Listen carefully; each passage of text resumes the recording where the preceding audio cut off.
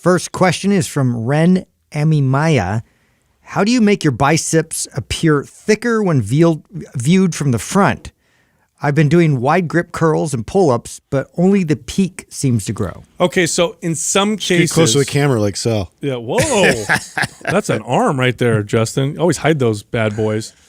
So here's the issue. With some muscles, you can target and shape because they're large and because they have attachments that are a little further away from each other. For example, theoretically, you could work more of the upper chest than the lower chest just because of the attachments here on the sternum. The biceps, it does have two heads to it, so there's two main segments of the bicep, but they attach at kind of the same place.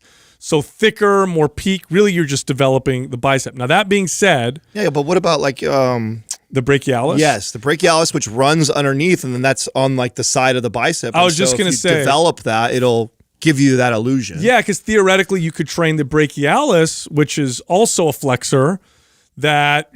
could theoretically give you a little bit more bicep thickness. Now, here's what I like to tell people. I like to tell people, try doing hammer curls. It works that muscle.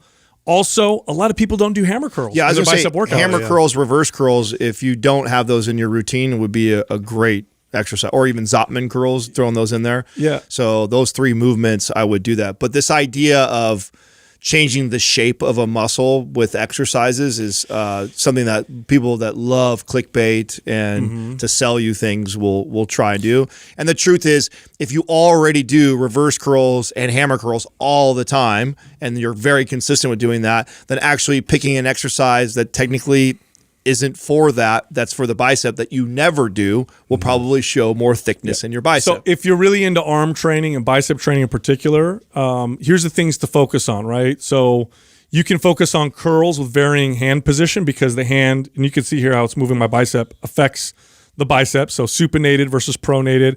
That also will involve, brachioradialis, which is here on the forearm, brachialis, which is under the bicep. And then here's the other thing you can focus on, elbow placement when you're doing the exercise. So exercise with the arm next to your body, preacher curls or spider curls where the elbow's in front of the body. And you can even do exercises. Weighted chin-ups. Well, that's a mass builder, right? Yeah. Curl grip, right? Chin-ups. Well, I don't know what we're talking about Yeah, here. well, really. You guys keep talking about thickness and whatever.